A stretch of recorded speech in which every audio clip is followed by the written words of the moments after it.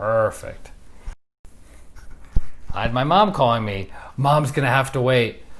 Namaste, guys. ChristianRLong, life enhancement consultant, giving a big and beautiful shout out on this Thursday evening here in Denver, Colorado. It's 6 o'clock p.m. Mountain Time. We're jumping on for our daily dose of growth. Jessica, I thought you said you couldn't join tonight. Joanna, Namaste. Namaste to each and all. That was weird. Suresh, Namaste. Teeny tiny hand for you. Welcome, welcome, welcome. Andrew, Namaste. As you guys know, when we do our evening sessions, I repeat this because repetition is the mother of all learning, and I try to spice it up a little bit so we're all paying attention.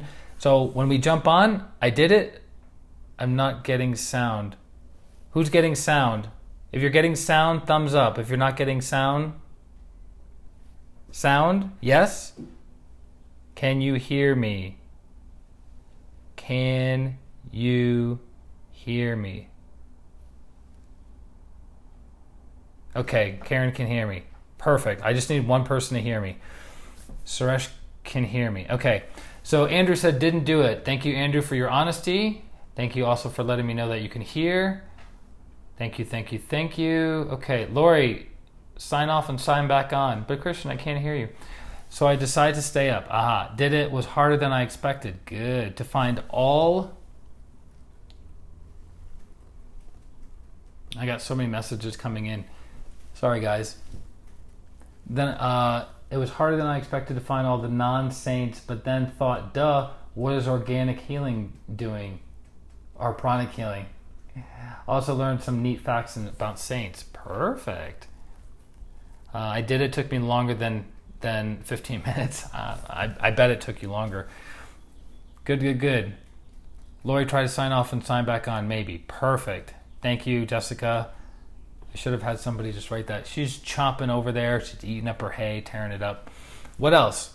So I did it. I didn't do it. We did it. We didn't do it. What is your feedback? For today's challenge number 31, it was more of a mental challenge. No clue, but no sound. I did it.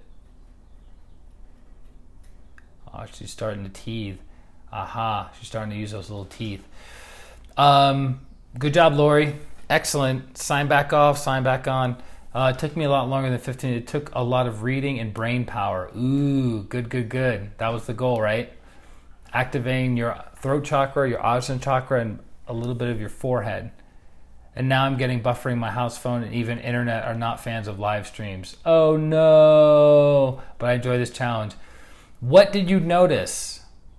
Right? You guys notice I don't lead you during the challenges. What did you notice before, during, and after as you were studying? Today's challenge was to find 3 saints that produce miracles, which would qualify them as a saint, and then ordinary people who produce miracles that have not been canonized as saints, Tina Namaste, and then locating a modern day saint.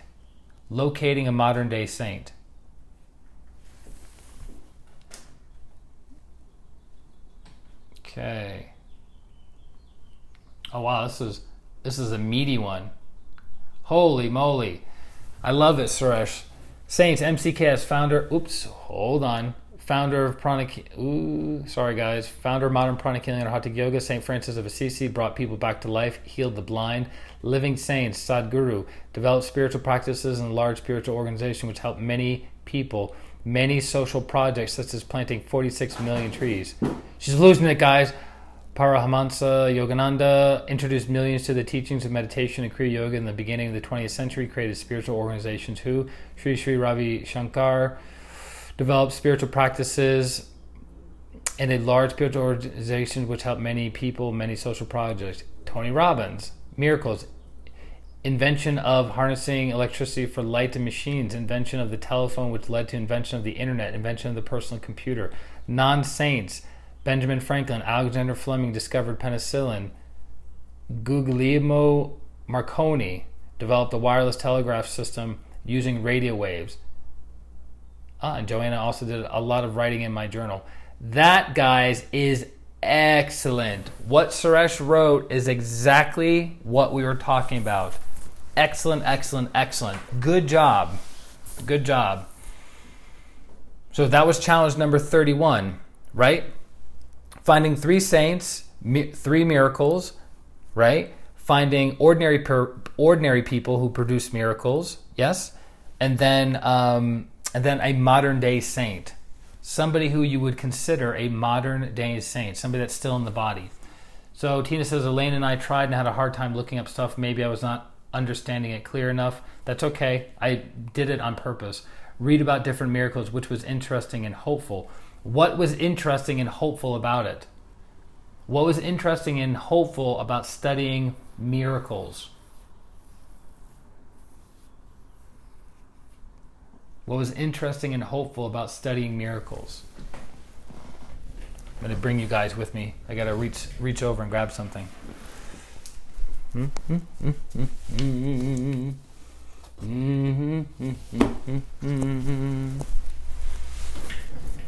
Go ahead. I'm waiting. Come on. Come on, come on, come on, come on, come on. What other insights did you guys have? What other awareness came to you?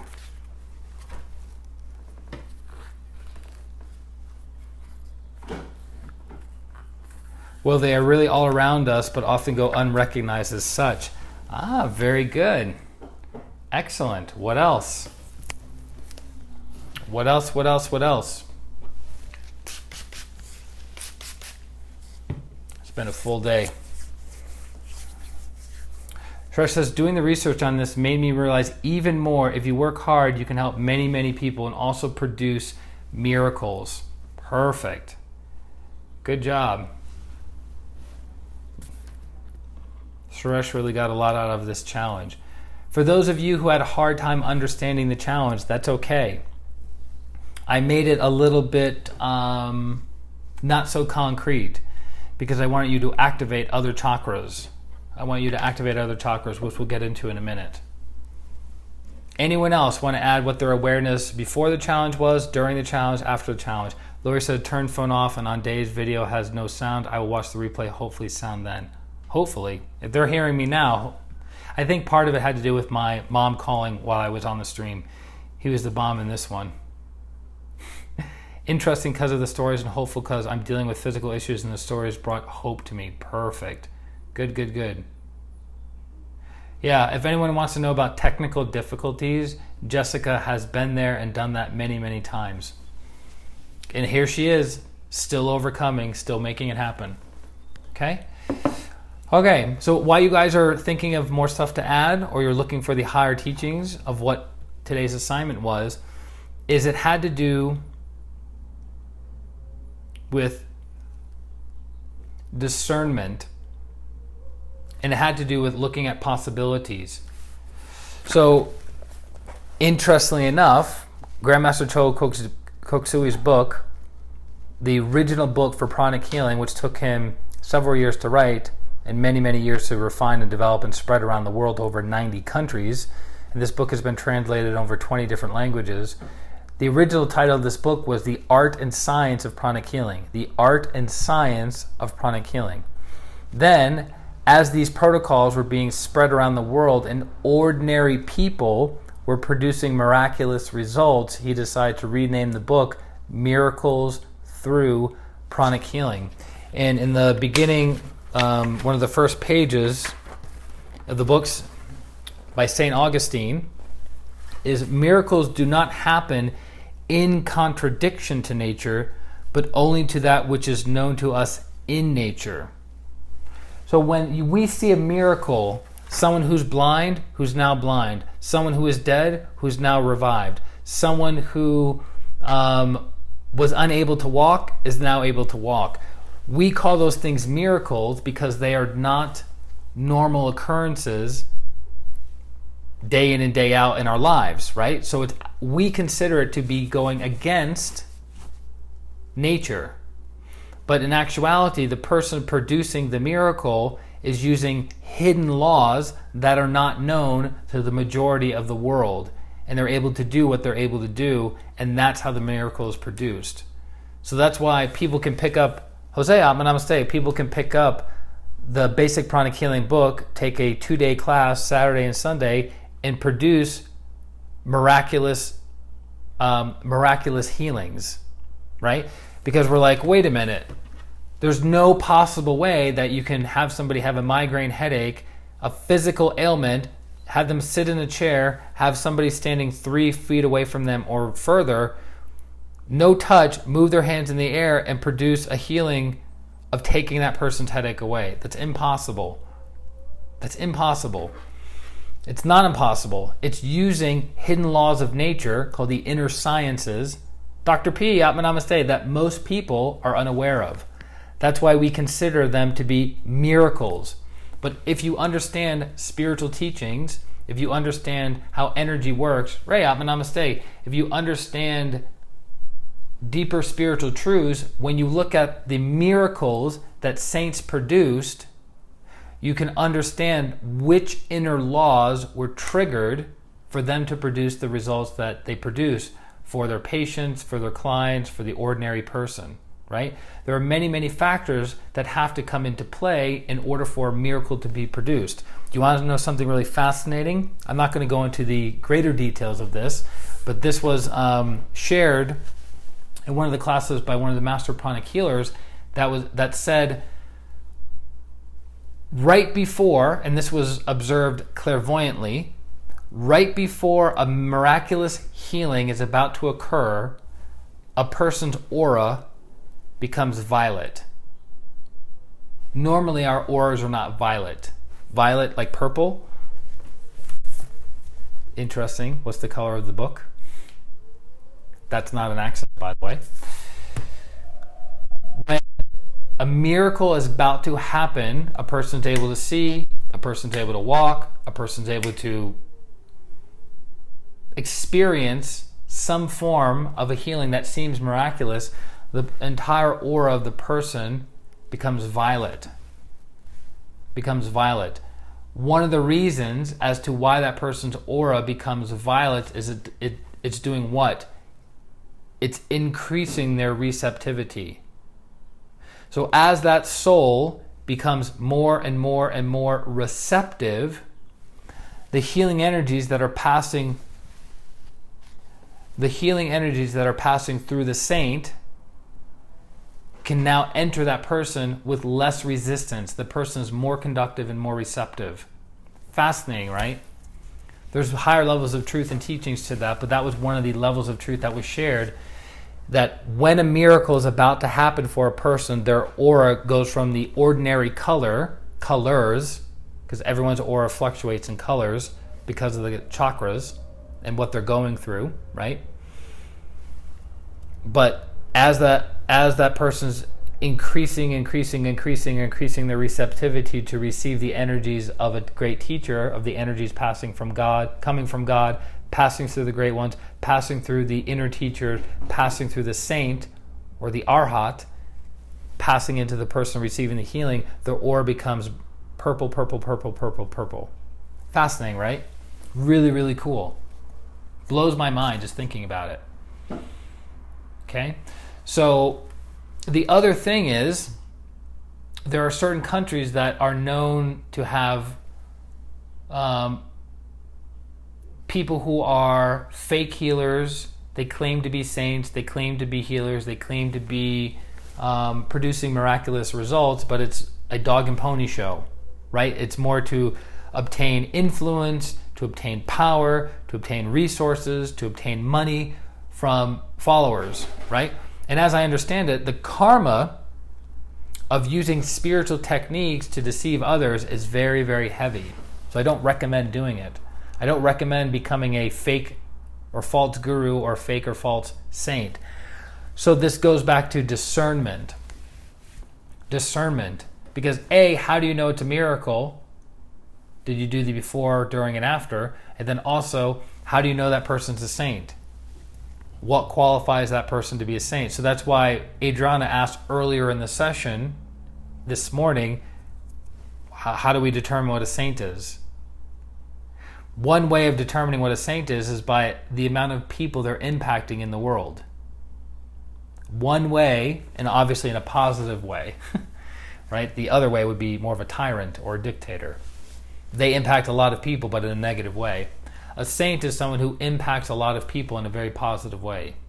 So Suresh said Anthony Robbins, over the course of his career, 40 years, he's personally worked with 4 million people one-on-one through his coaching and seminars. Interesting. Over 4 million people. Do you think that would qualify that person to be a saint, impacting and helping and healing and transforming the lives of that many people? The orbs are floating around, huh? So she's all jacked up. She's throwing her food bowl around. She's coming into her own. She's growing into a teenager now. It's so beautiful. So one indicator to know whether someone is a saint or not, objectively looking, is how many people they're impacting in a positive way. Look at Gandhi, look at Mother Teresa, look at Martin Luther King, look at Anthony Robbins, look at Master Choa, look at some of the other great teachers that Suresh was talking about. There are gurus who have no need, want, or desire for material wealth at all, but they have spiritual organizations that are worth hundreds of millions, if not billions of dollars. The Hugging Saint has an organization, I believe, is $20 billion, if I'm not mistaken. That's a pretty big organization that does a lot of good around the world, right? That's why they call her the Hugging Saint. She would be a modern day saint. That her vibration is changing the vibration of the entire planet, which is her ninja power is the love aspect. Very, very loving, very, very bhakti. Bhakti, bhakti, bhakti, right? So you have to practice discernment. You have to ask yourself intelligent questions and ask other people intelligent questions. Never be rude, never be disrespectful, always be polite. But when somebody makes a claim, have that person validate that claim. That's why all the miraculous healings within pranic healing have been, by the masters and the senior instructors, Master Choa, have been documented. Right? Very, very important. So, discernment. Miracles do not happen in contradiction to nature, but they happen using the hidden laws that most people are unaware of. And then once those people learn those hidden laws, they can also, to a certain degree, produce miraculous healings. Right? Another factor with saints is saints typically do not need to meditate.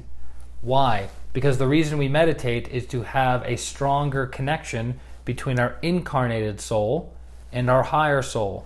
We're building a bridge of connection because as ordinary souls, that connection, that pipeline from our incarnated soul to our higher soul is constantly vacillating. Sometimes we're super connected, sometimes we're not connected. Sometimes we're very virtuous in all ways, shapes, and sizes. Sometimes we're not very virtuous. We have negative thoughts, negative emotions, negative actions that are cruel, hurtful, mean towards ourselves and others. So that weakens our spiritual connection. A saint doesn't have to meditate because they already have a very strong connection between their little self, their incarnated soul, and their higher self. Does that make sense? I'm just going through the comments here. Sorry, guys. The ones I studied was with mother. I was 3. She found out she had risky stage 4 cancer, but they prayed in church and prayed. Changed, and little girl survived and is now a healthy 11-year-old. I love it. Lori says, found lots of miracles, seem to be steadfast praying and faithfulness to God. Yeah. Interesting, right? Interesting. One of the factors when we pray is we become conductive.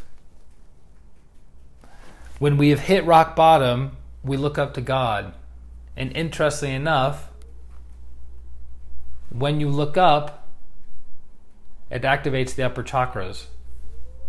So when you see pictures of saints, what are they doing? You think they might be physically looking to God, but they're actually energetically in the inner world looking to God. Amanda, Abba Namaste. Really quite fascinating. By the way, you can have your head down and your eyes up and still looking to God. Chrissy, Atma Namaste. Suresh says Sharanagati. Correct. Means spiritually surrendering. Yay, she did it. Good job. Amanda, did you do it or not do it? You're jumping on the stream, but I don't see it. Did it? Didn't do it. Just curious. So that's what I wanted to cover with you guys today, that studying saints is quite interesting because you have people that are true saints, that are true embodiments. Then you have people that are not very virtuous, not very kind, not very loving, but very, very manipulative to get certain benefits, regardless of who it hurts. Discernment. Get it, Jessica. Make it happen, girl. So I hope that makes sense. I hope that inspires you guys to look into the saints more, the ancient saints, the modern day saints. Suresh is saying, how can you develop more Sharanagati? Just do it every day? Yes. Yes. It's like somebody asking the question, how do I build a stronger bicep? By exercising it regularly. How do I build stronger legs? By exercising them regularly. How do I increase my lung capacity so I can run further, faster? By practicing regularly. By the way, God, I almost forgot. Keep this in mind. Have you guys noticed, I've noticed it in a lot of ways, have you guys noticed that a lot of squirrely things are happening? Technology is a little squirrely. The audio, the video, a little squirrely. Traffic patterns are a little squirrely. People are feeling emotionally a little squirrely. Do you realize we are one day away from the second most powerful full moon of the entire year, the full moon of Gemini, which is tomorrow. The full moon magnifies and amplifies what is in our system. Right? So Chrissy's going, holy cow, yes, it's a self-evident truth.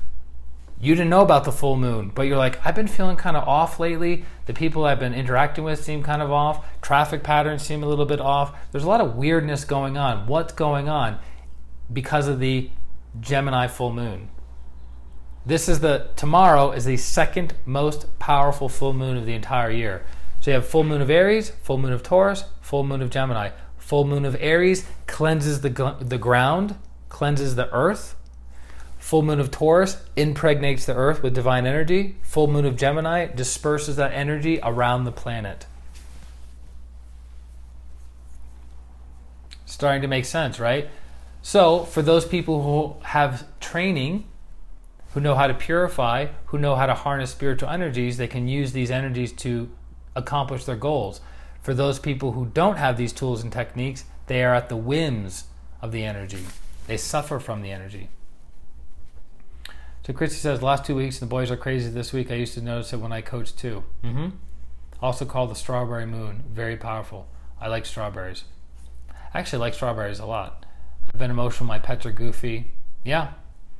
Because it's stirring up your energy body, and typically the bodies that are the most in need of healing are the emotional bodies. So the moon is affecting the emotional body, which is actually the energy of the sun. It's a fertilizer. Cool, right? So join us tomorrow. Powerful full moon meditation in the morning, and then in the evening, the masters will be leading their full moon meditations that I would highly recommend logging on to, and I'll post something online for you guys tomorrow to tap into. Okay? So that is our challenge 31 for the day. Thank you very much. Join us tomorrow at 8 o'clock a.m. Mountain Time for another challenge number 32. And then for those of you who need healing, feel free to reach out to me directly on my website, ChristianRLong.com. Let me know how I can serve you. Let me know how I can heal you. Let me know how I can help move your life forward. And I look forward to serving you. This is Christian Long, Life Enhancement Consultant, wishing you a beautiful day, a beautiful week, and a beautiful life. Atma Namaste. Bye-bye.